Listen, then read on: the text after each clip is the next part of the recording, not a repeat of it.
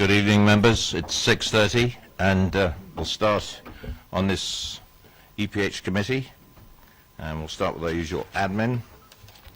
Apologies for absence and substitutions, and I believe that Councillor Cubitt has sent her apologies, and at the moment we don't have Councillor Richards. We haven't heard from him. Or Councillor Frost. Right. Any declarations of interest on items on the agenda? Yes, Councillor Bean. Thank you, Chair. Just for completeness, my employer, SSE, is mentioned in the Buckskin flooding paper. It's a completely separate arm to the role that I fulfil there, but just for completeness, I felt that I should mention it. Thank you. So Sorry, noted. Chair, and just to add, Councillor Jonathan Richards, I'm sure he has sent apologies. I don't know whether there is no replacement, but I'm more than sure I saw an email. So I just thought I believe he did. So I don't know whether we want to confirm that at the end, but... Thank you for that. There are no urgent matters that have been presented, and we'll move on to item 4, which is minutes of the committee meeting held on the 24th of September 2015. Are there any comments on the minutes from that meeting? I'll go through it page by page if you require, but if anybody has got any observations, I'll treat those as accepted, and I will sign them during the course of this meeting. Thank you very much. Move on to item 5, which is Buckskin Flood Alleviation Scheme Options and Update. I think I pass now to the portfolio holder. Councillor Reid, thank you. Thank you, Chair. Just very briefly, really. Members will see, there'll be a quick update from Tom, and I think members have already seen Tom's report, and that was sent out. And then we have our HCC officers who are coming to talk about the HCC response to the flooding at Buckskin. So they will be talking about what's already been done, and also potential solutions that are being explored from HCC's point of view in terms of a flood alleviation scheme. I just thought, just before handing over, that I just make clear to members that from my point of view as portfolio holder, any scheme that does come forward or may come forward from Hampshire, I feel must actually go through our governance. I'm sure members would want to see it before any decisions were made and have a chance to comment and input. So I'm quite clear on that the decision has to come through us and through our members as well. And also that any scheme that did come forward would have to be quite clear that there was no residual risk to any other areas. So it may reduce the risk in Buckskin, which we would all like to achieve, but obviously mustn't transfer any risk to any other areas as well. And I'm sure that members would agree on that too. So I'll hand over to Tom. Just a little piece of housekeeping. The presentation you're about to get will be emailed to you probably tomorrow morning first thing, but it will come as an electronic copy, just to let you know. And after your introduction, I think would be appropriate, Tom, then I'll invite Councillor Pearce to his 4 minutes. Okay, if that's what you require, because you have obviously your statement to make. I don't want to get into a debate after the presentation. Then we'll go into the comments from the members of the committee. Thank you, Tom. Thank you, Chair. As you have received, the briefing paper effectively gives you a little bit of an update as to the initial actions that were taken after the flooding that we experienced in the early part of 2014. Obviously an exceptional period of rainfall that the country was faced with, resulting in a lot of flooding issues across the borough, but of course most notably in the Buckskin ward, where unfortunately 44 properties, at least 44 properties were flooded, and all of the actions that were taken at that time to respond to that emergency. Following the flooding and the recovery work that was completed, Hampshire County Council, as the lead authority for flood resilience, lead local flood authority, decided or commissioned a Section 19 review.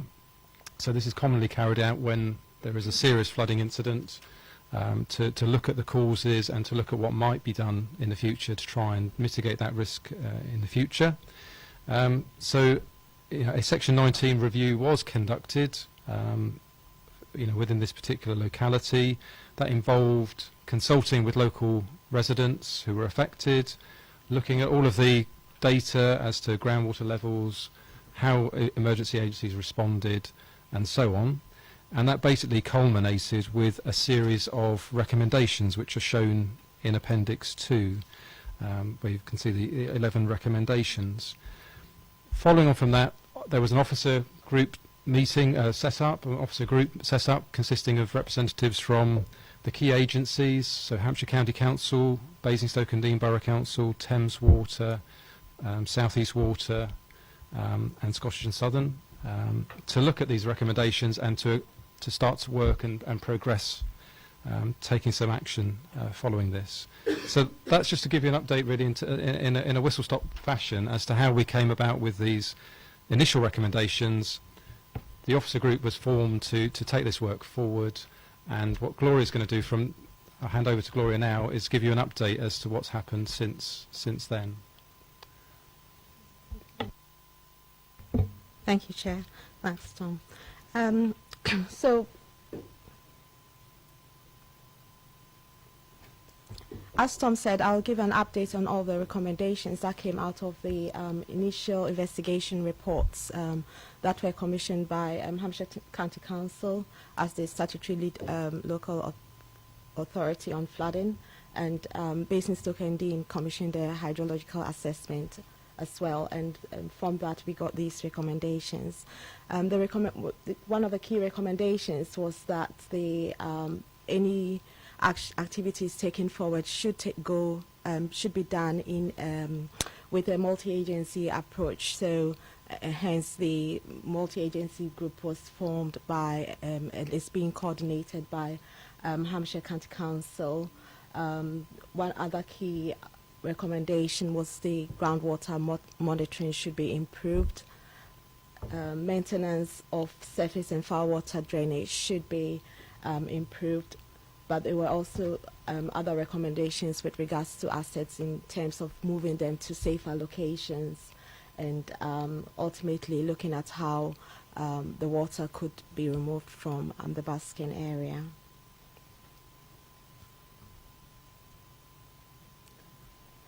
So in terms of the member groups, we actually do have two groups, one of which is attended by members including Councillor Reid from Hampshire County Council as our representative, but also members of Basingstoke and Deane Council. All the officers of the multi-agency group attend this meeting, as well as the flood action group and residents should they wish to do so. So it's a public meeting, it's an open meeting. In the other group, which is a multi-agency group, the County Council leads on this. We have officers from flood risk management, officers from emergency planning, from engineering consultancy. Sarah, my colleague here, is part of engineering consultancy and sits on that group as well. We have officers from Tom from Basingstoke and Deane, the environment agencies, Thames Water, Sovereign Housing, and South East Water are all represented. It's the current representation, and these are the active participants at the moment. At the beginning, last year, they were meeting as required, but the number of meetings surmounted to about one in every 3 months. So we had an officers meeting to develop tasks and take activities forward, and then the member group meeting was more of a reporting meeting.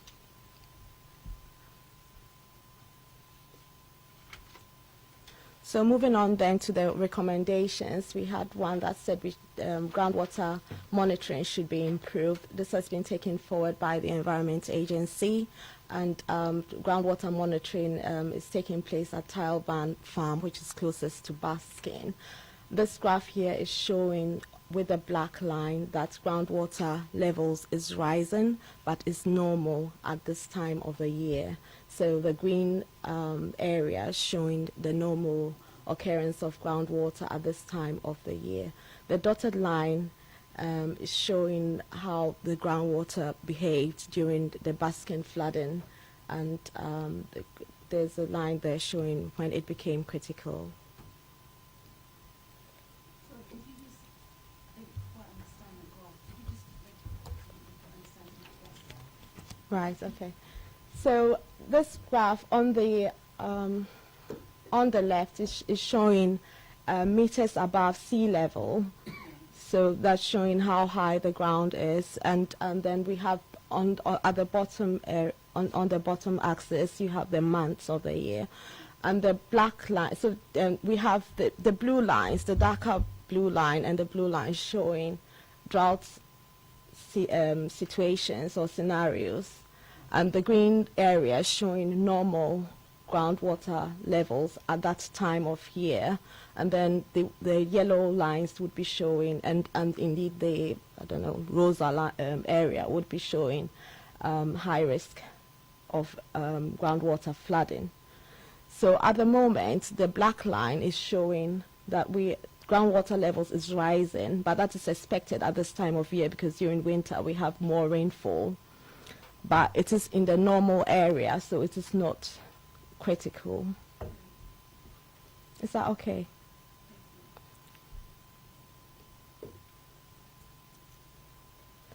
We're also asked to put together a groundwater trigger level, and this was done again in the multi-agency environment, where it was agreed that a trigger level of 93 meters above sea level was set. So if the groundwater reaches that level at any time, that would trigger the Thames Water Environment Agency to alert the emergency planning officers at Hampshire County Council, and they will pull together a teleconference, and from then on each organization knows what actions they need to undertake, and this is all set out in a community in the multi-agency risk management plan. So we have that plan. An emergency planning officer, duty officer, has a plan as well and knows what to do should this occur. The trigger level is at 93 meters above sea level, and the red line above that shows when the groundwater became critical. When the groundwater alert goes out, it would take another 2 to 4 weeks before you actually see emergence of groundwater. So there is enough time for some other measures to be taken, such as moving things to higher ground or moving personal possessions to upstairs and such other measures.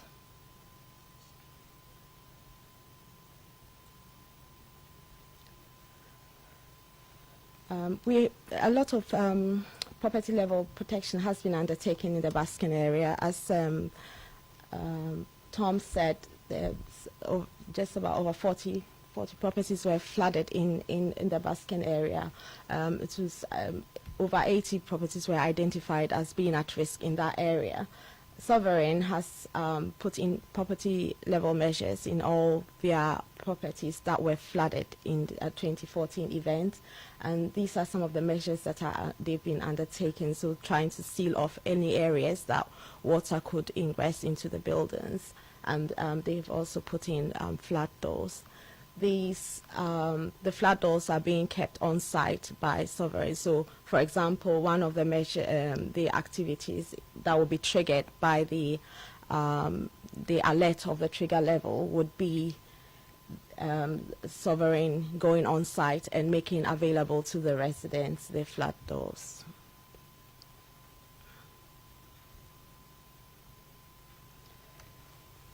Following the event in 2014, the government launched the flood repair and renewal grants.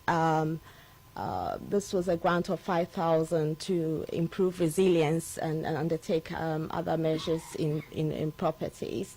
23 grants were awarded. Of these, but 5 of them came to Baskin. But it has to be said that only those who were proactive and applied for the grants were awarded the grants. So if people did have the opportunity to apply for them at that time.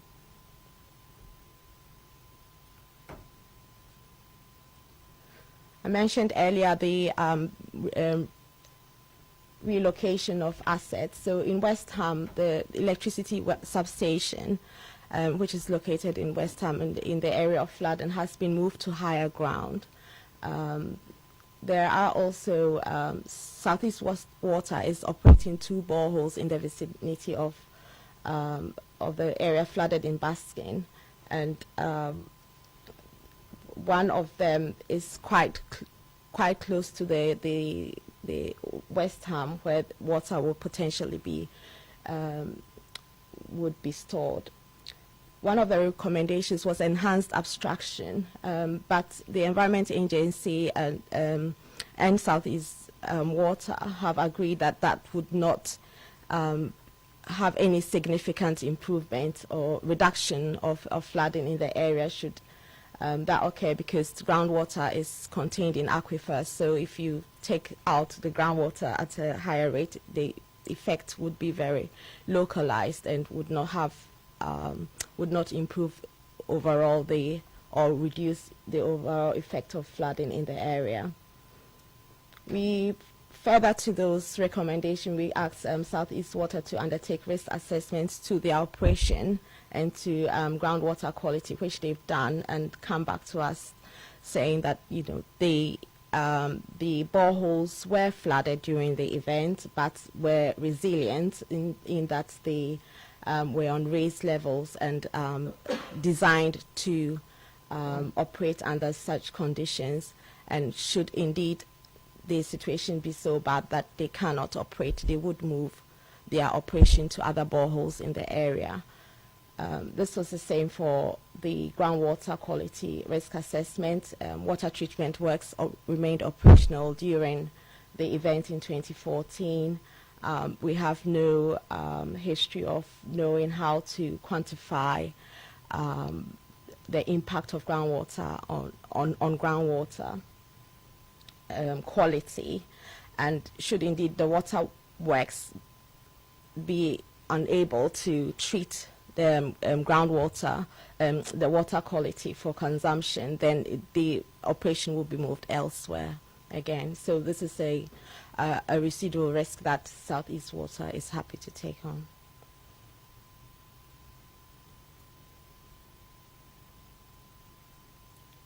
Thames Water has been undertaking a lot of measures on improving maintenance of foul drainage in the area. In the short term, they've increased the CCTV surveys, sewer cleansing, tree cutting. They've also replaced over 40 manholes with low leak covers to stop the infiltration of groundwater into the sewers, because that was one of the main reasons why the sewers were overwhelmed by the sewers were overwhelmed by surface water and caused flooding. Very recently, end of last year, we as a multi-agency organized and helped Thames Water to undertake inspection of the drainage system in Basking. They inspected manholes and chambers, kitchen gullies. This was to improve the understanding of Thames Water about which assets belong to them now, in terms of which pipes belong to them, because there's been a recent transfer of assets, pipes, to Thames Water, and it was a good exercise to undertake. One of their conclusions was that in actual fact there are very few private drainage systems in the area, which gives them more control on the assets in the area. In the longer term, they are developing a Basking drainage strategy. This is at the phase 1. It's being consulted on, and the consultation phase ends at the end of this month. They will be publishing any changes to what they consulted on in the next couple of months. Following that, there will be data collection and analysis. They will be looking to understand different flows, different levels of water heights in the drainage. So we'll be looking to take records of high water levels as well as low water levels. So depending on how quickly they can gather or collect usable data, they will then be going on to identify viable options. But the timeline that they think this might happen in is up to December 2017. And subsequent to that, they will be looking for viable solutions.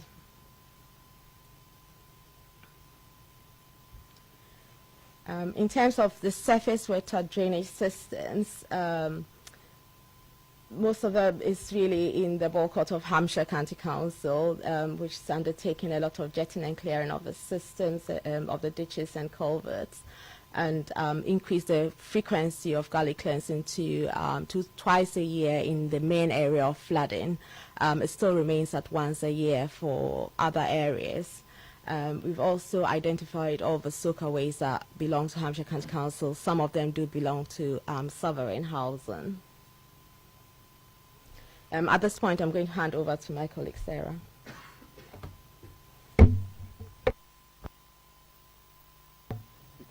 Thank you. Okay, so I'm an engineer with Hampshire County Council, and I've been asked to look at developing the concepts of alleviating flooding in Buckskin and trying to come up with something that's workable, that will actually reduce or mitigate some of the flooding in the area. One of the critical things with that is making sure that any solution doesn't increase flood risk elsewhere, and that is a fundamental point that we have to adhere to with flood mitigation schemes. That essentially is the objective of the study, and what we've done so far is we've done a lot of work in trying to understand the flooding, where the water's coming from, how it's risen up through the ground, looking at the velocity and the physical volume of water. And from that, we've come up with a range of options that may or may not be feasible. With these options, we've done what we call a RAG assessment, red, amber, green. So for each option, we look at things like the effectiveness, the cost to actually deliver, any particular constraints like unknown services that might need to be diverted, or environmental constraints.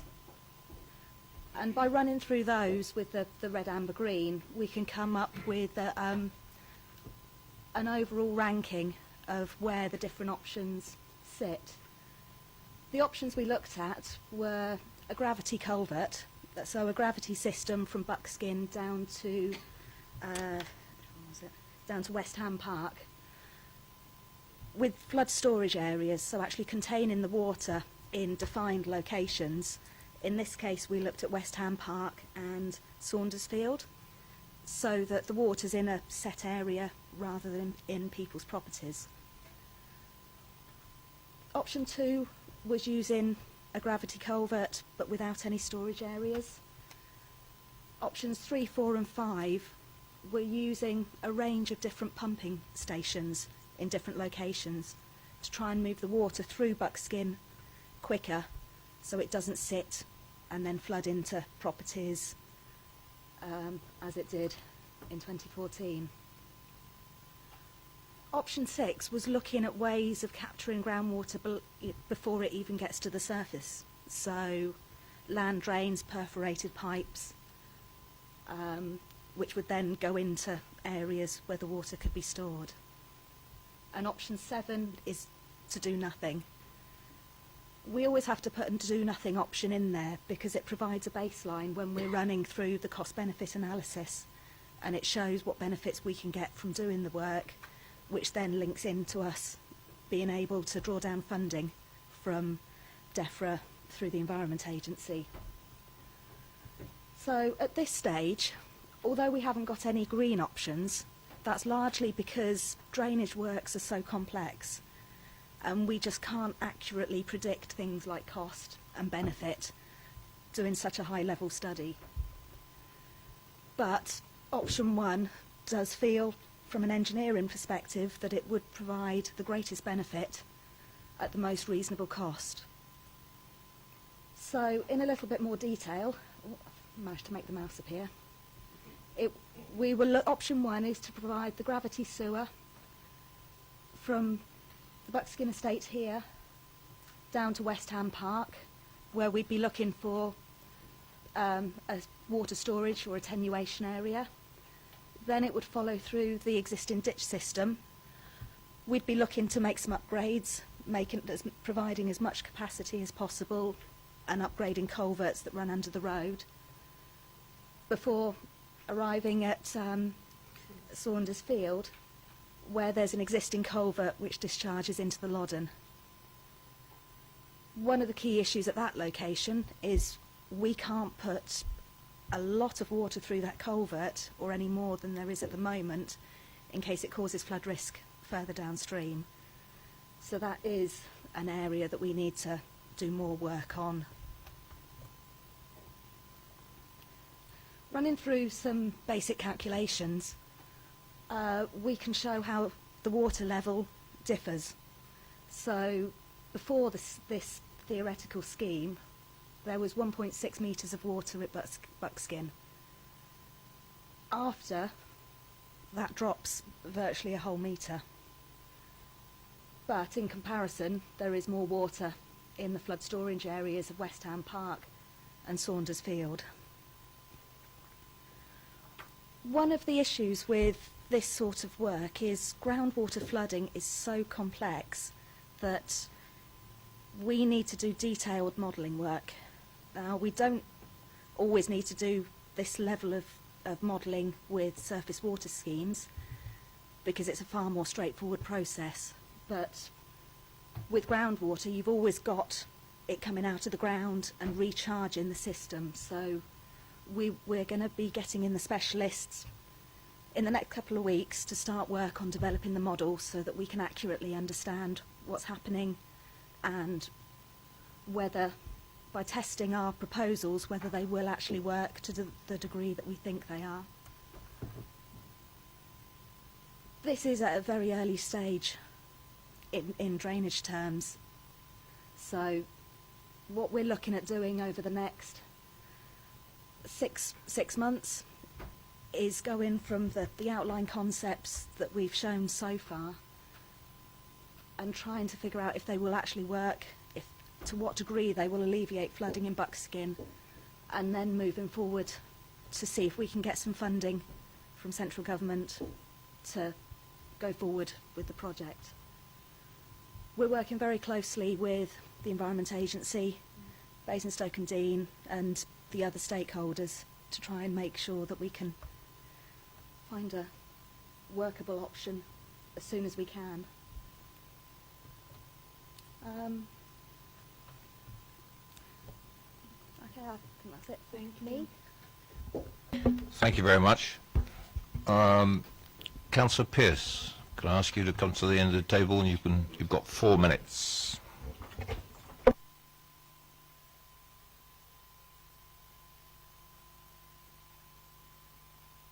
Thank you, Chair, members.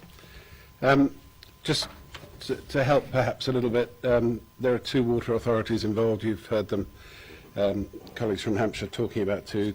Thames Water do the drainage, South East Water do the supply. Don't ask me why, but that's the way it is.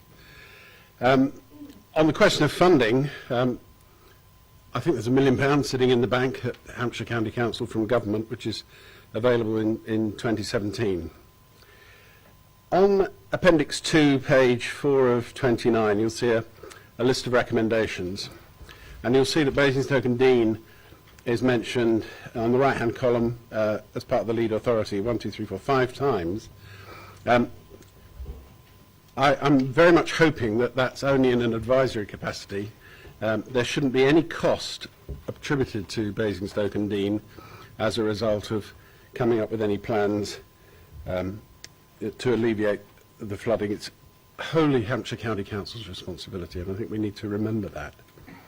On item 11, property level protection, that was spoken about earlier, Sovereign have surveyed all their properties, but actually there are an equal number of properties that are privately owned, and absolutely no help whatsoever has been given to those residents. Whether their home was flooded or not, they have to rely on insurance companies, and insurance companies aren't in the habit of making a payment for something that might help stop something in the future. So none of the insurance companies have allowed any of the residents to pay significant amounts of money for a piece of flood protection, i.e. a door. I think it's also worth reminding everybody that one of the main reasons that this happened is, over and above the inordinate amount of water, was that it may not have been quite as devastating if Thames Water had done the levels of maintenance that they are now doing. I'm not throwing mud about, it's not a very good expression, but they've accepted that. They've accepted, as have South East Water, have accepted that the level of maintenance was well below what they now believe it should have been. That point was made very clearly in the independent engineer's report. I think that's pretty much all I want to say to you today, this evening, except that it would be interesting to find out whether Thames Water intend to increase the size of the big pipe that runs down Buckskin Lane, which, you know, you can imagine where that goes. And if that was slightly larger, and from an engineering perspective I don't know quite the answer, but whether that would produce lower levels in the event of a flood, because, you know, we haven't got rid of the flood water if we have the same amount of rain. And whether the area at West Ham Park... One minute. Thank you. Whether the area at West Ham Park, in fact, is big enough to hold the additional water. Because certainly it won't be able to go into Sanders Field, because the Environment Agency have made it very, very clear that they won't allow additional water that might impact further down the Loddon, and might even impact the town centre, because you probably know that the river comes up in Glebe Gardens, and you can imagine if too much water comes through there, you'll end up flooding the bottom half of Festival Place. The other business that might well be concerned, and that is Air Kicks. They were very, very worried that they might have been put out of business with the water going up to there. So I would ask you to look at and look very seriously at the residents that didn't get any support at the time and still haven't had. Thank you, Chair. Thank you, Councillor Pearce. Are there any questions from the members to Councillor Pearce? Thank you, Chair. On a separate matter, I'd like to declare an interest that I work for Thames Water. Thank you, Councillor Edwards. Any other questions? Thank you, Councillor Pearce.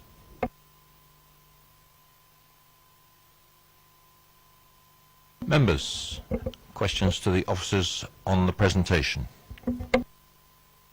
All right, I'll kick off. I've got one. One's a little bit of a statement, the other's a question. I'd like to re-emphasize this is, as we've been advised, is a very early stage in the process. The indication and the comment I made to them before we had the meeting was that the best option seems to still have a fairly high degree of risk, certainly in terms of funding.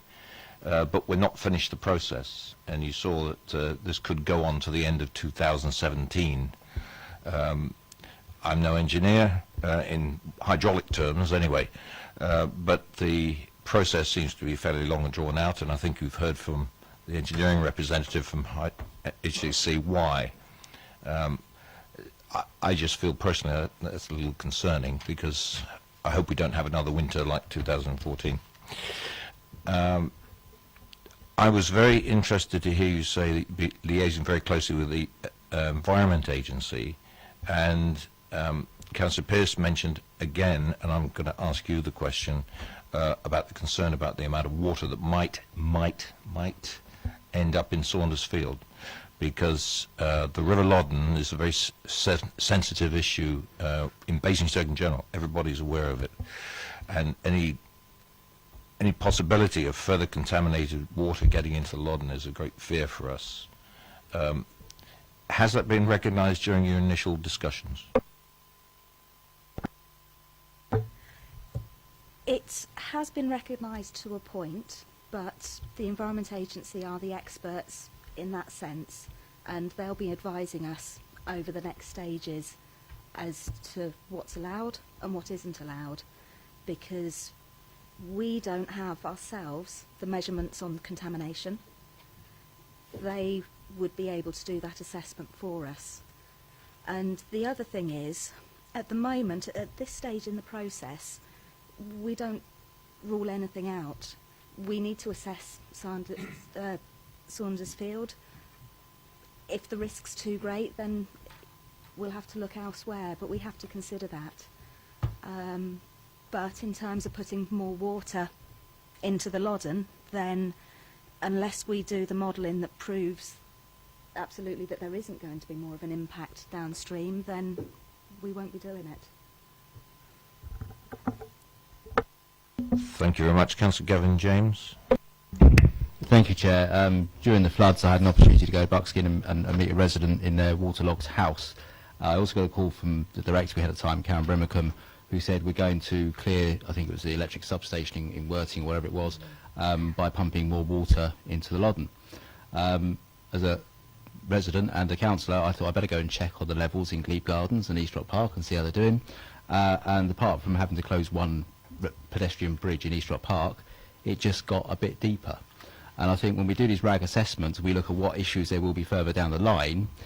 We've also got to look at what's impacted, because when it comes to choice, and I say this as an East Rock councillor, when it's peeing down with rain, East Rock Park ain't that busy. And if we're going to flood a park or someone's living room, I think the park has to go. Because I think it's more important that we just accept that some spaces will be flooded. So when we do these RAG assessments on what happens further down the line, and we look at the risk of onward flooding, and I know there's issues in Brookvale, and there could be work done in Brookvale to sort of protect them as well, are we looking at it and making that comparison of waterlogging someone's house is a lot worse than waterlogging a park that will dry out in time, and making sure that we sort of factor in that when we do our sort of assessments? Just to answer that one, if I may, properties come first, and that's the way it has to be. So we have a hierarchy that's actually set down in national guidance that says properties, critical infrastructure, then anything else depending on the importance that the local community, the local authority put to it. So if it means that by flooding a park we can save properties, then it's certainly an option that we would, as engineers, recommend. Can I just add that when the water is held at Saundersfield, there's a culvert that allows it to go into the Loddon, and at the time of 2014, that would have been at maximum capacity, so we do not expect more water to go through that restricted area. So that situation is not likely to worsen should there be another event such as 2014. In a sense, and I guess unusually, I'm saying I wouldn't mind if it was a bit worse in a park if it alleviated the problem in Buckskin, because obviously the water was sitting in Buckskin for a very long time and we were pumping so fast but we weren't getting enough out. If we could move it quicker, as long as that wasn't causing a risk to residential properties in Brookvale or in Eastrop, then maybe that needs to be looked at, because actually we should be pumping quicker. We have indeed asked the Environment Agency to look at that. As Sarah said, they have the models and maps in place to be able to do that, and we will be looking into that, into what risk the properties downstream would have. Councillor Harvey. Thank you, Chair. When the flooding appeared in Buckskin, I mean, I understand the point about the sewerage, and I understand the point about the pipes, and the relationship between provoking and making the situation worse in that sense of seeing what happened. But it didn't just appear in one place. It appeared in multiple places across the estate, and obviously in the nature of groundwater.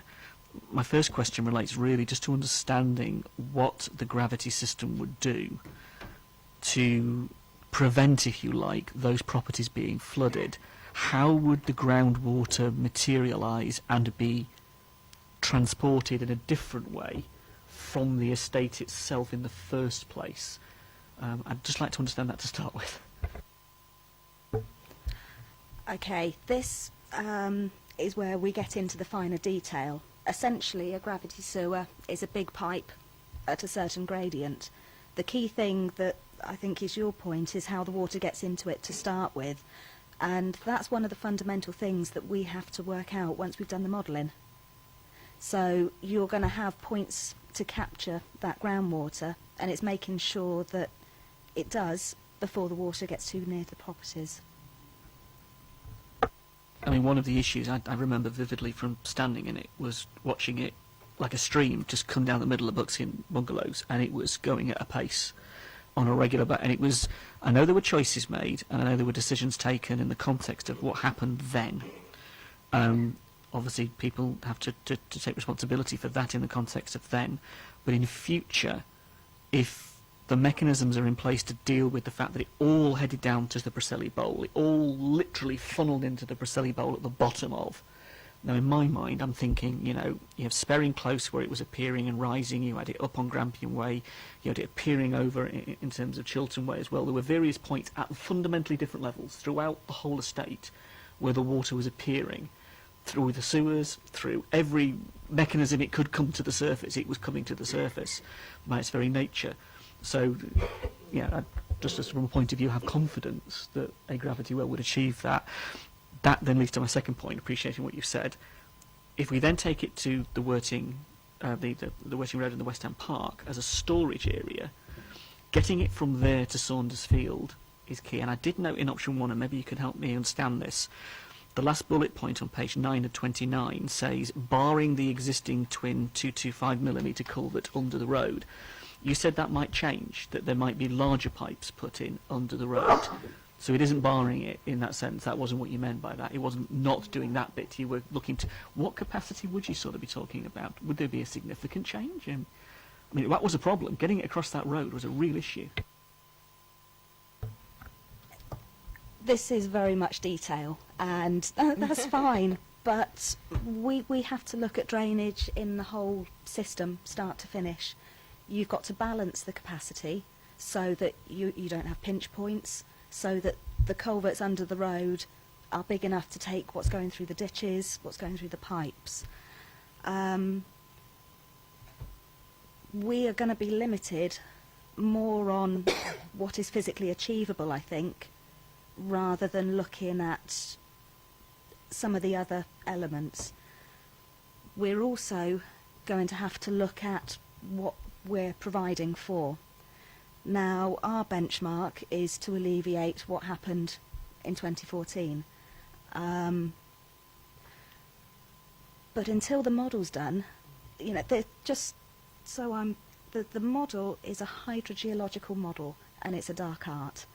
There are very few people that can do that sort of thing, so I need to let the specialists run the model, and then we can take it from there and see what we're really dealing with in a drainage sense.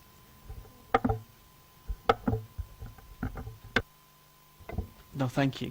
I guess that reinforces the point you had on the graph, because it was the acute. I mean, it didn't just appear, it went like that. It was a sudden event in that context. For me then, Chair, in terms of any, you know, just the question to the, I mean, the Saunders Field bit becomes critical, because in the context of the field that can take capacity, that can then feed into the system in the way that Councillor James has already said, becomes the critical point.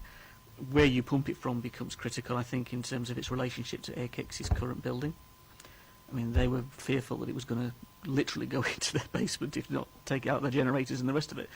So that's an important context to consider. And in any event, in any way, shape or form, whatever happens with the leisure park, the nature of the change of the construction and the physicality on that site will create runoff and totally transform the nature of the way water moves through that area. Now, those things are going to be set up fairly quickly in legal agreements and things that are going to get signed off in the next few months. This is going to take a lot longer to realise, and there's a conflict there, I think, in terms of how we just deal with this for confidence. Point taken. I'd just like to advise the committee that the engineers at Hampshire County Council on the flood alleviation development and at the moment the some of the engineers on the leisure park work are already talking to one another. So the whole thing is going to be synchronized. And don't worry, that assurance would have to be enshrined in those legal agreements you mentioned, because that's the only way it's going to work. It was said at various other places that that work hadn't really got very much further forward, and that it was something for the future, which is fine in the context of their timetable. All I'm saying, and you've rightly made the point, this is a different timetable, and in terms of Buckskin, it matters now because of their experiences, and it matters for colleagues whose wards are further down the stream now because they will be directly impacted whether that happens. So all I'm saying at the moment, appreciate what you're saying, Chair, that synchronisation has not taken place, and that needs to be a priority. It really, really does. And that, again, having had a discussion a little bit earlier, that has been taken on as a priority. It's essential, as I mentioned. Councillor Mr. James. Thank you. I just need to understand this in relation to contamination of the water, the groundwater. So in relation to Buckskin, there was contaminated water. At any point, is that contaminated water going to go on to Saunders Field? Or what happens to the water if it is contaminated? Where will it go in this option 1? That is something that we need to work with Thames to assess. There is always a risk of contamination with groundwater flooding, and I don't think we can get away from that potential risk, but what we can do and will do is make sure that that risk is as low as we can possibly make it. I know Thames have done a fair bit of work to their sewers, and they've got long-term plans to do more. But we are going to be working with the Environment Agency to understand what the risk is in terms of water quality and if there's a potential impact to the surrounding area. The only thing I will say is it does unfortunately happen a lot with groundwater flooding, to the point that the Environment Agency have got set procedures and guidance to deal with it. So we're going to have to be directed by them in that instance. And in relation to the detailed modelling that you're doing in the specialist, have you got any idea of time scale that, you say it's a really big piece of work. What sort of time scale do you think you're working to? Okay, so we're hoping to have some reasonably good information early summer. So we're aiming to get the results back from the consultants around June. But we'll have to. That's the goalpost at the moment. That is, in fact, going to lead me on to the next trigger point about when you come back to advise us again. And I'm going to suggest that when you get those results, before we have our summer recess, before August, that you bring that back to this committee. That's what I would suggest. Okay, there's a lot of ifs and buts and whether you're going to get the right kind of data, but being flexible, if I could suggest that would be an appropriate time. And I'm looking at Tom on this one. And if you could keep us appraised that, obviously you're going to be discussing this with HCC, and then we could advise the members when our next update's going to come on. Bearing in mind, this is going to be a fairly protracted exercise, but I see that as the first milestone that it's worthwhile bringing it back to this committee. Right, if that's all. Now, anything to add? Councillor Reid? Tom, do you want to add anything to this? Just really to follow on and respond to some of the comments that were made by Councillor Pearce, really. Certainly in Appendix 2, where we are shown on that chart, it's just basically to show all the agencies that are involved in taking that piece of work forward. It's not showing that we are accountable or solely responsible for those work areas. So it's just showing which agencies are involved. Property level protection was mentioned as a concern. Certainly when that scheme first became available. We did a letter drop to all the households that were affected by flooding, obviously in Buckskin, but in other areas of the borough as well.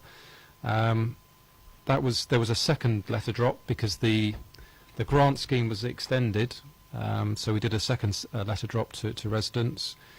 There was also a public meeting on the 17th of December 2014, so a flyer went out. Local residents from Buckskin were invited to the Ridgeway Centre one evening.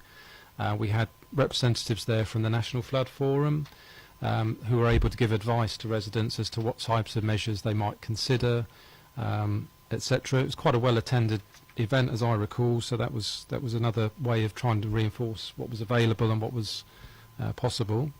And also last year we had the flood action group, so the residents from within Buckskin went door to door and were making clear that this was their last opportunity, if you like. It was when the deadline was 2 or 3 months away. Making sure they were fully aware of the fact that there was grant funding available for flood protection works, and giving a further opportunity to apply. So I just wanted to make members aware of the work that was undertaken to make people aware of flood property level protection. That's all I was going to say. Thanks, Tom. I think Councillor Harvey's got a question on that very last point you made. Just quickly, Chair, if I may, we've mentioned Sovereign tonight and what it's doing for its residents and the various actions that were on the slides, which is good.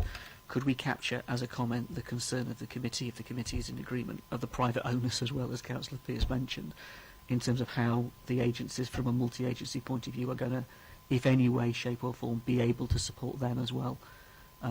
When it happened, when the crisis was there, I mean, the multi-agency approach was responding to whoever was in need at the time. I mean, there was staff walking up and down dealing with whoever was presenting as in crisis, regardless of whether they were sovereign or private. The aftermath is quite different, and just picking up the pieces in that respect. I know the case that colleagues have picked up in particular, £5,000 doesn't go very far, but it is nonetheless a contribution. But for the private owners, is there an aspect that we need to take note of and at least examine and look to in this whole multi-agency approach? Yeah, I just comment that the multi-agency approach right now is trying to find a solution to the problem. I'm not quite sure if the multi-agency approach applies to the recovery or compensation to private owners in houses. And I'm getting a shaking of the head from Tom. What I meant was, if Sovereign are going to walk, say there was a terrible situation and it happened again, say there was the absolute unfortunate circumstance that none of us want to see happen. If Sovereign are going to walk down the road and go, you're a Sovereign house, you can have a gate for your house for your flood door, you're not a Sovereign house, you can't have one. Is that notion of who's looking after that element of, for those residents that don't have access to that part of support? I would turn to the officer to comment on that. Yeah, we have, as was shown on one of the slides with the graph of groundwater levels, obviously there's the trigger level that's mentioned, which is at least sort of 4 weeks prior to any sort of flooding occurring in Buckskin, assuming that rainfall continued at a significant rate. At that stage, we would have discussions with all the agencies, Thames Water, ourselves, Sovereign, to talk about how we would start to prepare for that eventuality. It's not a certainty at that stage by any means, but have those early discussions about what we would do to prepare. Clearly, one of the actions we took in the floods of 2014, and obviously we would look to support in the future, would be around the provision of sandbags. We already obviously keep a hefty stack of those available for deployment at any time. So again, we would be looking to make those available and to put those out as we did previously. The advice we've given in the past, obviously private owner occupiers had access to the grant funding that was available. For whatever reasons, that a lot of them didn't take that up. Clearly, if we were faced with the same eventuality again, then obviously sandbags is the contingency that we would fall back on. Can I just add that we are looking at other opportunities to put property level protection into private properties, and that's including the potential of assessing the funding that is available for the whole scheme. But this needs to be clarified with the Environment Agency to make sure that they are happy that that money spent upfront for those PLPs for property, private property would be considered as match funding for the whole scheme. And I also have to say that I'm not very conversant with the cost-benefit analysis, maybe Sarah, but my understanding is that the multi-agencies do make a contribution to the scheme as a whole. Do you want to take that? Well, okay, just to give a quick rundown on cost-benefit. There is a certain amount of money that's meant to be available for taking a property from one flood risk band to another. That gives you a percentage. The theory is once you get over 100%, your scheme has got enough benefits for the cost to go ahead. What's been done now is it's very hard for surface water, for groundwater schemes to meet that 100% cost benefit. So we might get 50 or 60%. Then it's for other people to contribute to make up the partnership funding. So whichever partners can or contribute, it all adds up and pushes that percentage up to the 100%. Does that make sort of sense? Fine. Councillor Reid? No? Thank you very much. A quick one. It's a very quick one. Obviously, I clearly have absolutely no knowledge of flood management and all the engineering problems, and I appreciate it's sophisticated. I just wanted to express that this happened in February 2014. We're now in February 2016. At the moment, we have some ideas that we haven't tested, we're not sure about, we're not sure where they're going, etc., etc. 2 winters have passed since it happened, and there's a lot more work to do. I appreciate it takes time to get it right, but I just feel that it needs to be a bit higher up everyone's priority list, because we could have, this could happen this year, it could be happening in a couple of weeks, and 2 years is a long time to fix a flood. I think that's very much in front of people's minds. Thank you, Councillor James. Thank you, Hampshire County Council, for the presentation.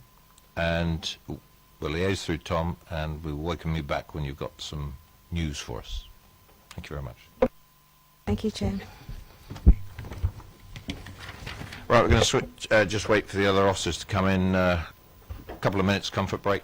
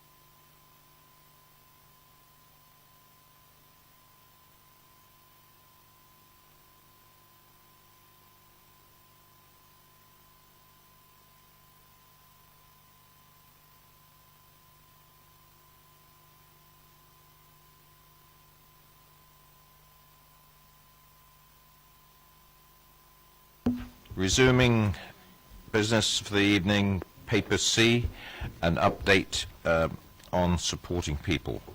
And I go over to the portfolio holder to introduce it. Thank you very much, Chair. I will again be very brief because we have the two experts here, obviously, with our two officers, Kate and Karina. So just very quickly to set the scene. I think most colleagues will remember it's 2 years ago now when we first were hearing the proposals from Hampshire in terms of the supporting people budget for Basingstoke.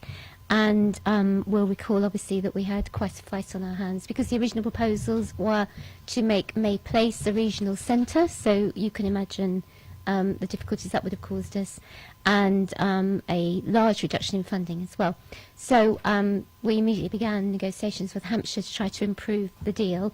At the same time, Kate and Karina came up with the very bright idea of why don't we do it ourselves, basically. Why don't we see whether we can get a devolved budget from Hampshire, an improved offer from Hampshire, and see whether we can actually produce a service which actually encompasses everything that we had at the moment that was most important and precious to Basingstoke, and indeed move on and improve it as well, which is what we wanted to do. So we did a very quick review of the services as they existed. We made sure that we knew exactly which were the most important, the most vital to Basingstoke. We ran through that. We continued negotiations with Hampshire, and we ended up with an agreement that we could indeed have a devolved model here. We did manage to improve the financial offer from them as well, which obviously was something we were grateful for. And we are now setting about beginning to move towards the new model. So we have set up a social inclusion partnership, which has begun already, which is a cross-cutting group of agencies, of interested partners, of providers, charities, all working in the sector, all dealing with homelessness, all dealing with vulnerably housed people, and we are working together because clearly there are synergies there, and that's what we need to actually unleash to try to find some solutions to some fairly insoluble problems. And members will obviously know that there are still great pressures, great difficulties, great pressures on our homelessness service, in terms of rough sleeping numbers and so on. But we are determined to bring forward this innovative project. It's already receiving attention regionally, and we're working with national partners as well, with homeless charities and so on. So I'll shut up now because I could actually go on for ages, but I won't. And I'll hand over to Kate and Karina. And just to say, I am extremely grateful for their extraordinary work on this as well.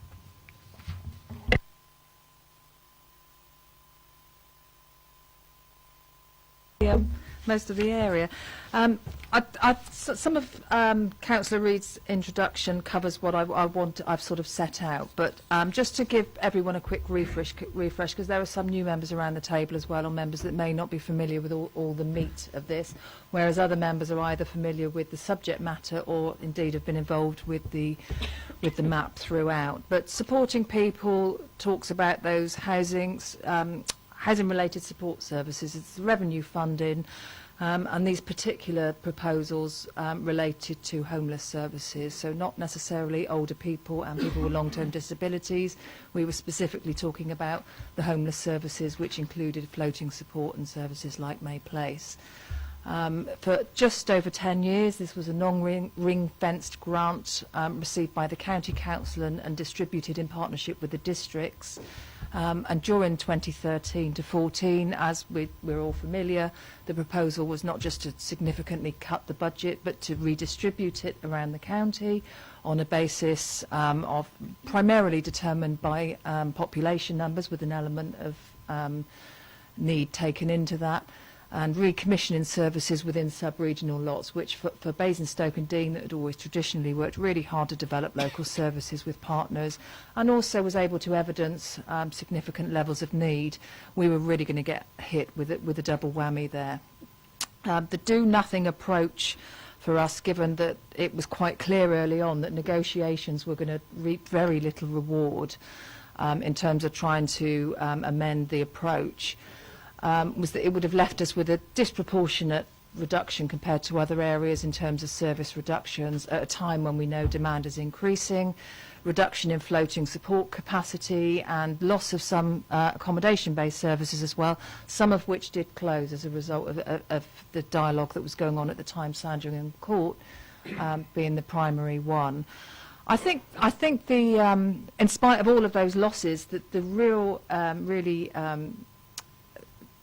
issue that really got to people was the proposed use of May Place as a sub-regional hub. And it is quite interesting that for those direct access hostels that are left within the Hampshire model, it would be interesting to see how those pan out as they now become the sort of sub-regional functions that would have otherwise been envisaged for May Place. So it would be very interesting to see how that works. We knew that we had a loss of localness and flexibility, and that was something really strong as a Basingstoke feature, something that had been sort of developed over the last 15 years or so in terms of strong partnership working and a real focus on local needs. And allied to all of these changes from a slightly different rationale perspective was the potential closure of Joshua Tree, which accommodates homeless families with children, which we knew would have a massive impact on us at a time when we'd really worked hard to try and reduce bed and breakfast. So right from the outset, this was very much focused on sort of local concerns which were mainly shared, and there was a keenness to be as open and inclusive as possible, and as Councillor Reid said, to carry out a strategic review to really get to the nub of the services, see what our die-in-a-ditch services were compared to where we could possibly make improvements in service delivery. We also knew that we'd have to negotiate an acceptable and proportionately justifiable grant. Proportionately justifiable in terms of 40 to 50% was never going to be justified, but it had to be something that we could live with if we were going to accept that as an option from Hampshire and move on. And we knew that we'd have to develop our own procurement approach. And at the time, we were working around sort of grant mechanisms, because we felt that the contracting processes used by the County Council hadn't worked particularly well. And we wanted to explore what sort of processes we would be able to use to commission services locally. And right early on, we wanted to develop a strategic approach and basing everything on shared objectives. Homelessness isn't just a housing issue, and it's a shared responsibility. And that's not just a public sector issue, it's a private sector issue as well. And very much the mantra that we started off this work with was that homelessness is everyone's business, because either it impacts us or it's something that threatens us. You know, we're only, all of us, one life event away from homelessness ourselves usually. So it really was something that got to the core. And we wanted to realistically explore opportunities for realising efficiencies, where we could get some pooled budgets, and where we could also start to look at sort of generating alternative revenue sources. And also, it was absolutely abundantly clear that under no circumstances would we, if we had any possible chance, allow the Joshua Tree to close, because it just had such a fundamental role in accommodating people that had become homeless. That was a key objective that we sought to achieve. So very much you can already see that this is moving from a situation where we're trying to rescue a really awful situation in terms of trying to negotiate the best possible financial and service outcome, to actually something that started to germinate different thoughts in terms of, well, actually, if we started doing things strategically, if we started to share things, if we started to talk to partners in a different way, this moves, if you like, from something that we're rescuing to something that more looks like a recovery position. So in terms of putting the plan into action, we secured the specialist resource, because we knew that we'd have to bring in skills and knowledge and background that we didn't have within the organisation. Hence, Karina's been with us coming up to a year now, and her involvement has been absolutely invaluable to the project. We set up a corporate cross-cutting group, and that is one of the real strengths of this council, in terms of people from across different service areas coming together and bringing their technical expertise, so from a procurement perspective, from a legal perspective, and what have you, to actually feed into this project, even though the driver was from a housing and support basis. early on as well, we set up the map because we wanted to keep the dialogue as fluid as possible, and we wanted to keep that as broad as possible, as being as open with all the information that we were getting from Hampshire, much of which often was changing on a daily basis and much of which was informal or sort of word of mouth and Chinese whispers, but we wanted to make as much available as we could. And we came to this committee on the 20th of July and gave you an update in readiness for moving a cabinet paper forward in September. And that's where we got to, and said we would come back and keep the map updated and keep EPH updated. So what we've been doing since September, and I have to say we didn't realise exactly how much work would be involved, but it's been significant. If we take things in stages, just to get us to a position from April 2016, with a key driver being that we wanted to ensure for service users that there would be continuity in services as far as possible and no break in services. We established that we could literally almost pick up the commissioning arrangements that Hampshire had and set up our own contracts just to ensure that we could get that service continuity for the first year. What was key to that was making sure that we had all the procurement advice or the legal advice to support that approach. And we also wanted to start working out areas where we were going to pilot some of the ideas we'd started having around income generation, fundraising, and seeing how we could have a different operation for years 2 and 3 of the model of the pilot. And we also had a separate exercise for the Joshua Tree as well. We dealt with that completely separately to the wider supporting people discussions, because the Joshua Tree is so intrinsically linked to our statutory homeless responsibilities for families. The annual grant had to be agreed, and the terms of which had to be agreed with the county, and we've done that. That's all been signed off now. The annual grant settlement is 746,468. I didn't even need to look at that because I've got it etched on my brain somewhere. That's a fixed amount that we'll be receiving for the next 3 years. So we have a degree of continuity. We have an element of stability at the very least, albeit, you know, what happens after 3 years for anyone in this sector at the moment is you know, wide open at the moment. The other thing that we've been doing, and we've had 2 really positive meetings, is to set up the strategic partnership. So this has been quite embryonic in terms of bringing people together and talking about what it is we were trying to do without necessarily having a template to move that forward. We know that we want the partnership to be involved in sort of setting the service standards and monitoring performance and looking at some shared objectives. But it's been very much working with partners, because this is so very new, to see how that would work. The strategic partnership, I've included in the notes for you details of the terms of reference that the group itself worked out and agreed, and the membership, given that we've only had 2 meetings so far, will be quite fluid in terms of people coming on and people coming off in different guises. We want it to be as inclusive and wide as possible. No entry is barred. No one's entry is barred, rather. And we wanted to start assigning some tasks to get some real work done right from day one. So this wasn't just going to be a talk shop. We could actually start getting on with pieces of work that would contribute to the way that this would roll out from years 2 and 3.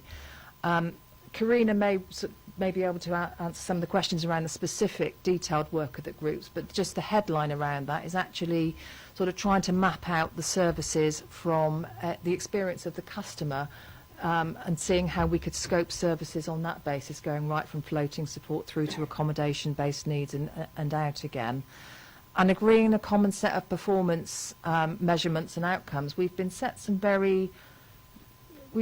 elementary outcomes from Hampshire that we need to achieve and demonstrate to demonstrate in order to retain the grant, and it will be very interesting to sort of use those to benchmark against what's happening in the rest of Hampshire. But we're very keen as a partnership to actually take that forward much more progressively and set some much sort of higher level performance outcomes in terms of what we want for services locally. And another key area of work has been to actually coordinate shared bid applications for any funding that's around. There's actually quite a lot of opportunities to bid for funding and to streamline sort of contributions and offers of assistance, but we need to do that in a fairly organised way, so that people, organisations or grant schemes that are set up to support homelessness in Basingstoke and Deane has sort of one main route and one main funnel through. And I think it's fair to say what we hadn't envisaged is the climate that we were engendering around creating innovation, new ideas, opportunity. There's been lots coming to the table, and there's been lots of ideas to think about, even going beyond the supporting people stuff in terms of, you know, how we provide all services for homeless families. It's literally, as I say, in the conceptual stage at the moment, but the whole ethos and culture has been around positivity, which has sort of generated other positive ideas as well. And just in terms of what the future will look like, because we're still in that process of working out for 4 years 2 and 3, what will that profile of services look like, how will that get put out to tender. The thing that we do know is that we're embedding well-established Basingstoke and Deane principles. So they're based on partnerships, they're based on the work that really was set in train through the Vulnerable Persons Protocol, which must be about 12, 15 years old now, in terms of way organisations speak to each other and cut across services in order to get an outcome for the service user. That's been very much at the core of the way that we're setting up the service specifications. And we're also incorporating some emerging best practice. Making every adult matter is, I'll let Karina talk about that, but it's around sort of joined up ways of dealing with the most complex needs, and actually focusing on your priority groups. We've also been undertaking this month, and it's for January and February, a homeless health audit in conjunction with partners. That's been under the auspices of the partnership. What that's about is working with homeless service users to actually gauge what their health needs are, so that we can go back and benchmark in future to actually be able to demonstrate what we can save and what we can demonstrate from an intervention on housing support. So, you know, that will inform the conversation that we have around CCGs in any funding applications. Wrong button.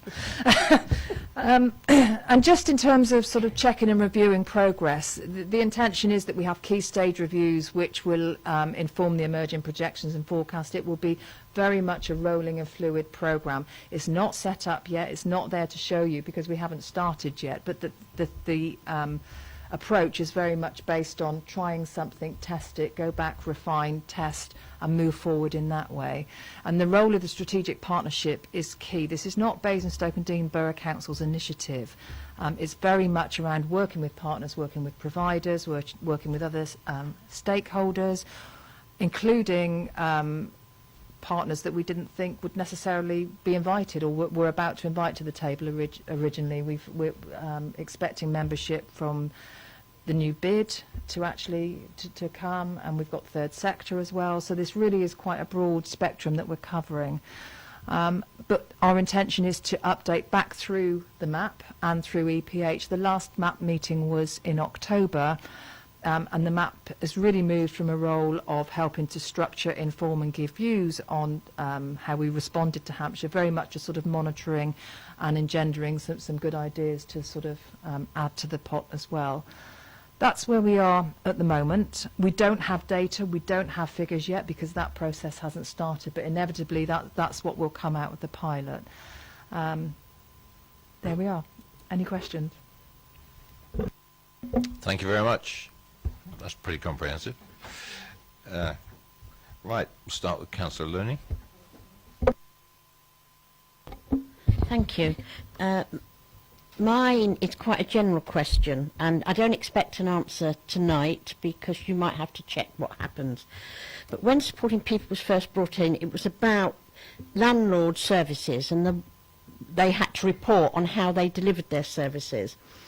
And my question is about people on life licence, Kate, because it was very easy for me to do the monitoring and reporting. What you had to do is somebody was on a life licence, if they wanted to go to Reading for the day, you had a responsibility to check the time they were leaving, the time they came back, and you had to report that to the relevant organisation.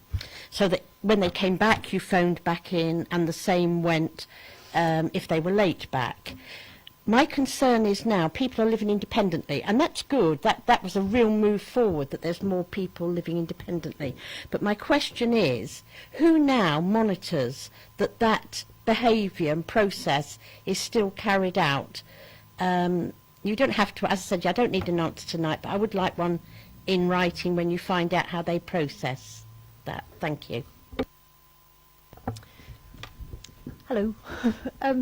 What I could maybe offer some insight into is that in our basket of performance measurements and outcomes, one of the performance outcomes that's being agreed that will be part of our pilot and also seen in the other Hampshire contracts is an outcome about people being able to maintain any statutory orders and comply with any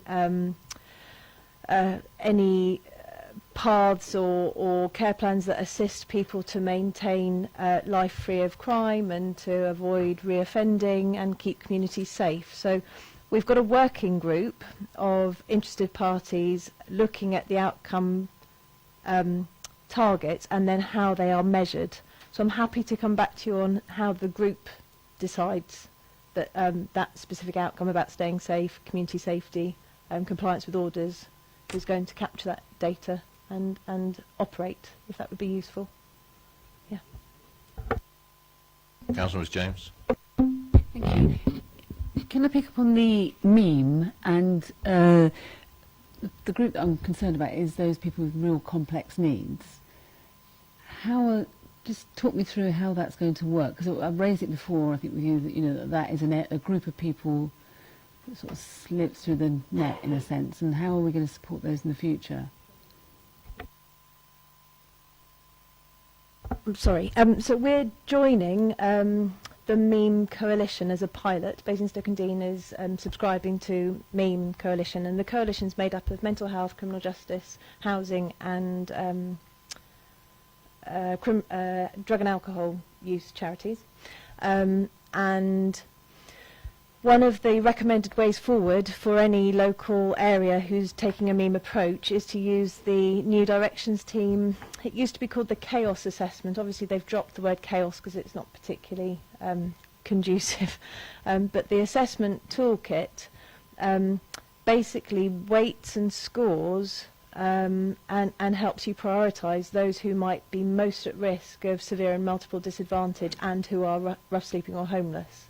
So we're going to use that tool to, with a multi-agency group of partners in those 4 relevant agency areas to prioritise who we will focus on. And the recommended number of people that MEME suggests that any area should work with at any given times around 15. Now we've allocated resources to MEME to be able to accommodate up to 25 clients. So I think that we'll use the toolkit. That should help us focus in on who we're going to work with, which agency is going to take the lead, what the measures of success with that individual will be, and then we'll meet monthly to track the progress that we're making with the people identified, and hopefully we should see a reducing number and we should see some outcomes. The outcomes will be very, very individual. But clearly, the 2 massive indicators would be improved community safety and improved stability of housing. So, yeah. That's amazing. Can I just, are they, any of those then, I guess, are homeless as well? So it's not, they're not just an accommodation based, it could be that they're actually street homeless. So sorry. Novice. I need an L plate on here. So the premise of MEME is that people are in absolute chaos and rough sleeping, and so so there will be a cohort of our work will be very, very targeted on MEME clients, and then the other supporting people, accommodation-based services, will complement that work with people who aren't at that level of risk, who we don't want to get to that level of risk. So the whole system, the whole pathway and journey for us should work well together. And in relation to No Second Night Out, How does this piece of work fit into that? And do you think you'll be able to make inroads into addressing the sort of street homelessness?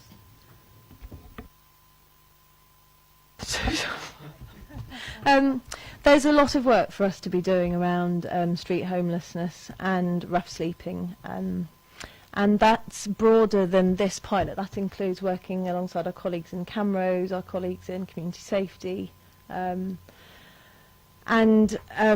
our objective clearly is to, well, an objective and an aim would be that there's no first night out. You know, we've got to get smarter in our prevention. In order to quantify the work that needs to happen, we need to identify the people who are most at risk so we can target our resources most effectively. We have got rough sleeper action plans for the short term, the medium term, the longer term. We're going to be developing a rough sleeping strategy, the high-level guidance route map, if you like, on how we as partners would like to see rough sleeping responded to, with a view to, you know, not seeing the levels that we have currently.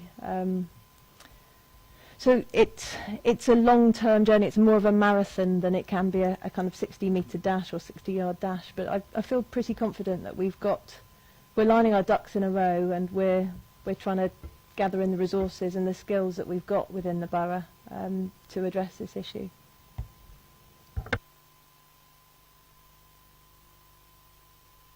Joan, do you have another question?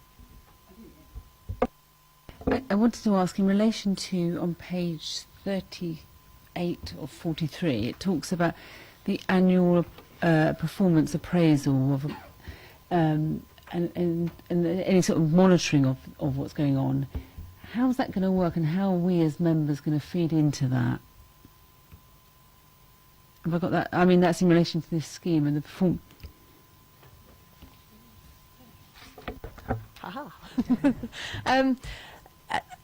If I answer this and I've got it wrong, I haven't understood your question, so I'll pass you back to Kate. But we're going to be asking the pilot service providers to be producing quarterly reports of their activity, which will come to the social inclusion partnership, which we would be bringing here to appraise and share with you and the map. And so that the key areas that we'll have as performance data levels will be about success against the outcomes agreed, or indeed failure, not success. You know, I don't mean it in a negative way, but we're as interested in learning about what's not working, because therein lies what work needs to be done. So that's got to be a useful and very open, transparent, non-blame culture way of reporting performance.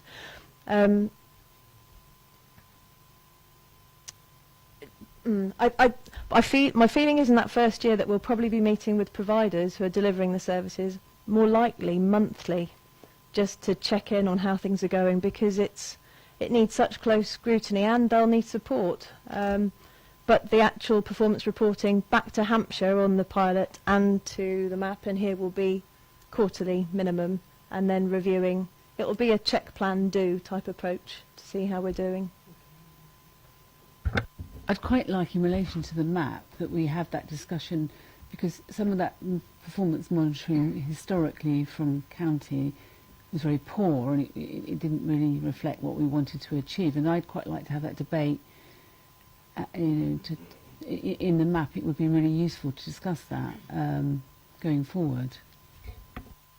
It's probably actually better that that discussion does take place in the map, with sort of an update presentation to EPH sort of at the end of a year, in the second year and third year, but actually keep the intensive involvement through the map, because we've also sort of inducted members of the map into this language that's used and into the background.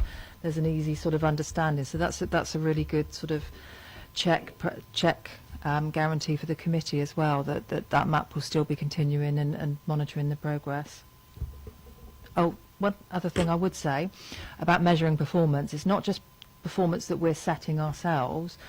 I think it's really important to hold on to the fact that we're setting ourselves a set of circumstances around what it would have been if we'd done nothing. So that's also keeping abreast of what's happening within the rest of the county. And whilst we can never predict what wouldn't have happened because it didn't happen, having a fair idea of how things may have wound up had we not taken the action, because this was originally all about recovery. Hold on to what we got, and it's really gone way beyond that. And we shouldn't forget that as well, in terms of sort of showing how if we'd taken no action in the first place, how things might well have ended up. In relation to 2019, I know it's a way off, but have we got any indication as to whether it will be any money coming, or is that, do we know, in relation to what's happening at the moment with county and those severe cuts, is it likely that we won't have any, or you don't know at this stage? What's the risk analysis that's going on around that? Absolutely no idea whatsoever. The only steps we've taken that we felt that we could take is to impress on the county and put it in writing, and we've got an undertaking from the portfolio holder that we won't be penalised in any respect as a result of sort of going off on our own, if you like. But who knows? I mean, with discussions around devolution of budgets and everything, it's just up there. All I think we are doing is being as prepared as we might ever be to actually commission these services ourselves, irrespective almost of what the funding stream is, because there are great opportunities for some of this to become self-funding and actually reduce reliance on public sector purse. In the sense of sort of revenue or grant funding as it always traditionally was. So we're waiting to see where it takes us, really. Just to add very slightly to what Kate's saying, I mean, that was one of the key themes when we set out, that we wanted to build a model that could in some way be self-sustaining, and kind of working on the assumption that we can't guarantee support from counties. So we have to go forward, I think, on that basis. Councillor Frost. Thank you, Chair. I'd just like to say congratulations. For those people who didn't know, I was actually part of the MAP in the summer, and after seeing the amount of work that needed to be done in this area, I expressed concern as to whether it could actually be done. And I'm very, very pleased to say that I think you've done a sterling job. And I think the officers and portfolio holder need to be congratulated. Thank you very much.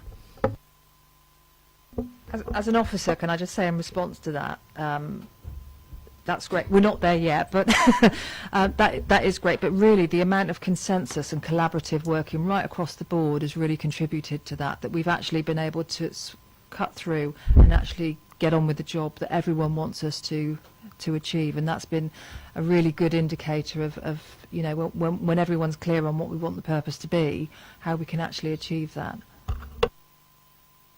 I'm not sure whether you were aware that Basingstoke and Deane hosted the last South East Homelessness Forum, but colleagues from other areas were absolutely in awe of the level of engagement from members and our deputy leader in this whole programme. And I think being able to describe some of the processes that you have here to deal with what's a really, really live and buzzy issue that's difficult. But Basingstoke was envied by many a South East neighbour, and that was really lovely feeling to be part of. So equally, it's nice to share that back for you. Councillor Robinson. Thank you, Chair.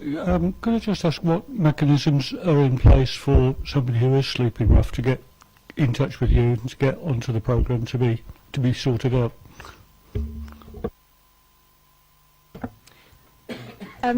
For those of you who aren't aware, there's a vehicle for reporting anyone that you're concerned about who's rough sleeping called StreetLink. And StreetLink, if you call their number, and we can circulate those details out for you, and it's on our website.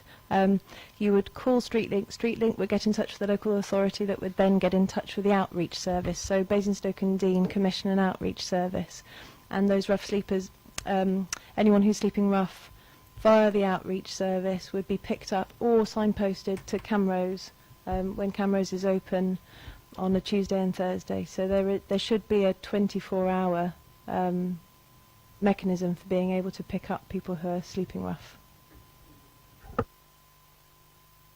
Okay, Thank you very much, Kate. Portfolio holder, do you want to wrap it up? Or? I've already thanked officers, but I will thank them yet again for their amazing work. And yes, thank you to members as well, members from all sides who've been involved in this project so far. And we're very grateful for the cross-party work and support that we've received, and it's made it possible, I think. So thank you. Thank you, Chair. Thanks. My only request is, when do you anticipate the cycle of reporting back to the committee to take place? As a rough idea, these things are ongoing, there's fast-paced and everything else. Sort of go to the map, and I think the map needs to have the discussions, just as been suggested. That's where the meat of the work goes, and then come back to the committee. We can be very much guided by the map, as we were in the decision to come back to this committee, but it makes sense for it to be an annual sort of update in the same guise, bearing in mind we'll be speaking to the map, you know, on a sort of bi-monthly to quarterly basis in terms of understanding the work that's going on. So I think if the committee's quite happy to delegate that down to the map, that makes sense. Yeah, I think that's the way to do it. And then the map can decide this is appropriate now to go to the committee for an update or for guidance or whatever is required. Okay? Thank you very much indeed. Nice presentation. He's at it again. Oh. I've been pondering whether to declare an interest in the subject, because none of the bodies listed I work for, but I do work for the National Probation Service, who obviously they get their cases from a court where I work, at the Crime Rehabilitation Company, and obviously I meet most of the homeless people. So just for clarity, I should say that's my role, so I know a lot of the people in the organisations. But I'll also thank Kate and Karina for tolerating a very grumpy ward councillor from Eastrop, who gets blurred between his two roles in life and talks to them too often. I haven't seen Kate since last night, but I appreciate the time they give me. Okay, thank you, Councillor James. Members, we're going to have a look at the work programme in a minute. By the way, a copy of this presentation is going to be at the end of the table there as you walk out at the end of the... Stephanie's got a copy here, and you can pick it up as you leave. Right. Let's move on to the work programme. Things have changed a bit from what you see. One of them is essentially what you just heard. Homelessness now is incorporated into the whole of the housing strategy, as you've just seen, and this will automatically come back to committee as driven by the map. I'm not quite sure how many, but I think it's about 4 or 5 of us in this room that are on the map. So we keep in touch with that anyway, but at appropriate times it would automatically come back to here. I'm going to run through the items to be timetabled more than anything else, because commissioning is a dead duck. The commissioning team has been disbanded, and they've been redistributed through the borough. I believe that's now being undertaken through tendering contracts. Homelessness I've just addressed. It will come back to the committee automatically driven by other events. Tendering and contracts is going to be an all-member briefing given by the officers, because I think I mentioned it possibly the last meeting of this committee, that it transcends right across the board, across the council, and it merits an all-member briefing. That is being arranged through the appropriate officers at the moment. Housing strategy, well, we've sat in here, haven't we? We know what's happening on that side. So I'm ticking off a list here. The new welfare reforms, I had a chat with the officers and with the portfolio holder. This is still up in the air with central government. There's no guidance at all at the moment. We're looking and anticipating to set up an all-member workshop, especially one concentrating on universal credit, in probably March. That's the target at the moment. But again, it's very light on details. But what the council is intending to do is there will be 2, when the appropriate time has come up and the software has been sorted out, 2 public access PCs will be available in Parklands for the public to come in, be guided through the process of seeing their individual circumstances in terms of universal credit. So that will, those will be open at all times through Parkinson's reception. And that's the way forward that the council tends to go. They should be ready by about the 1st of February, but they're not sure. It's a tentative date at the moment to see whether they can get the appropriate software on there. Right to buy, the housing officer has been in contact with both Sovereign and Sentinel, and we're advised there's absolutely no change from the briefing that was held in this room when Sovereign and Sentinel sort of gave us an update. They don't anticipate any concrete thing to happen much before royal assent of the bill through Parliament, which I think they said was about April, wasn't it? April, I think it was about April time. April, May. So as soon as anything comes up from that, we will be I'm not going to take it off the list, by the way. It's certainly going to come back to this committee at the appropriate time. Now we had down here empty shop units in Basingstoke town. I went through this with the portfolio holder as well. Who brought this up? I cannot remember. Fine. Then what I would like from the two members, or from the Labour group, is a bit more definition. What do you want to agree at? He's got all the forms, or you should have the forms. I think Matthew might have your forms about the scope of this, because there are three elements to it. There's the top of town, and that's Basingstoke and Dean's issue. Festival Place is a private organisation. Now, if we either leave them to it, let them sort it out, or if we want to see it in the context of the whole town, we would have to approach Festival Place and ask them to join in and see what their issues are. Are they common issues in the town?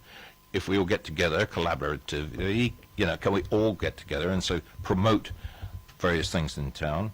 And the other one is the malls.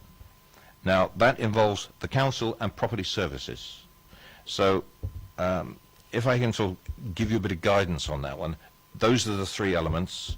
Those are the parties that are playing in this pond of water. And if you could submit it through committee services, we can actually look at it, see what we need to do. By the way, we are way below the national average in terms of vacant houses in the centre of town. Sorry, shops. I'm getting tired. Well, that's what I'm assured. Like I said, break it down. But I'm assured that's the guidance I've been given. I don't worry, Paul, don't worry. Right, going back to the main items we've already got scheduled. We covered tonight's meeting.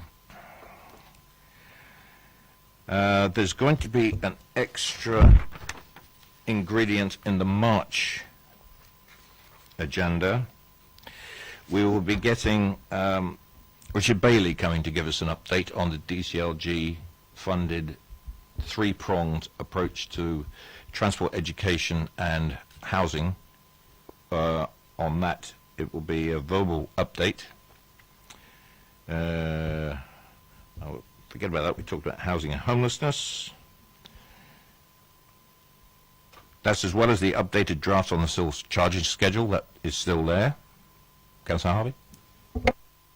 Just on that one, just a thought, in terms of whatever the local plan inspector sends back as a report, if there are things that fall out of that, is there an opportunity to timetable that into the programme? Yes. The portfolio holder and I discussed this way before Christmas, and we've left enough gaps in the schedule to do exactly that. I think you will find there will be a slight change in committee and council meetings coming up in the spring to cover exactly that eventuality. It's in negotiation at the moment, but yes is the answer.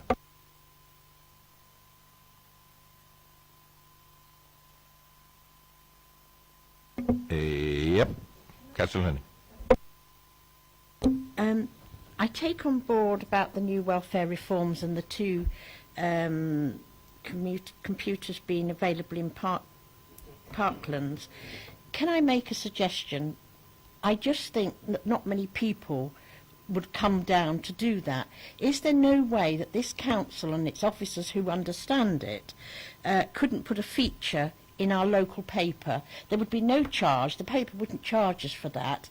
But I just think more people are likely to either read the free paper, which is the Observer, obviously, and our local paper, because it is going to be a big issue for some people, because they won't understand that they've now going to be starting to be more responsible from their own monies towards that. And I think it won't cost the council anything, but it's more likely to be read and understood if it's in the local paper. Just a thought. Thank you, Chair. I think it's a very sensible thought. We've made a note of that, and we will approach the appropriate officers to do exactly that. Councillor James? Just on the seal update, will that include a detailed analysis of the work that's going on the transport assessment and where we are on that? Or can we have that as a separate in relation to any of the work that's going on in the town and where we are on all of those assessments linking to all of the future developments? I think the SIL update is a financial update of the SIL charges, which we're obliged to produce, because we have to include it in the local plan. I'm not quite, I think you deviated off a bit there about all the transport assessments, because that's not, comes under the SIL. But that could well be included with Richard Bailey's issues on the 3 DCLG foci that he's having to do with his money from DCLG. Is that possible that we can ask for that to be included in that presentation then there, or yeah. some, so we have one of the transport assessment people come along to give us an assessment of where they are because of all of these different things that are happening in the town. Yeah, I'm not quite sure there's an overall transport assessment, is there? No. I will ask the question. I will ask the question. Is in relation to the new welfare reforms, can we keep on the books the possibility of looking at the impact of the benefit cap, the new benefit cap? And I'd like some feedback and work that we get to see as a committee on the benefit cap and the implications of that. Not sure whether it's this committee or... It's housing benefit cap, so it's... Okay, if you're saying housing benefit cap, yeah, yes. sorry, housing benefit cap, and what Sentinel are saying it's going to affect within their own organisation approximately 1,000 people. We just need to understand the implications of it in housing terms. My understanding was that the whole business of the new welfare reforms will include that. The whole it comes together as a whole package, doesn't it? So that's one string to the bow. Right, let's draft starting schedule. Tendering contracts are covered. Just that. Right, that's it. So the work program will be reissued. Can we reissue that with the minutes? Yeah, we'll include that in the minutes. And Stefan's going to pop these presentation slides down on the bottom table. Please help yourself. Thank you very much, members. Close the meeting at 8:20.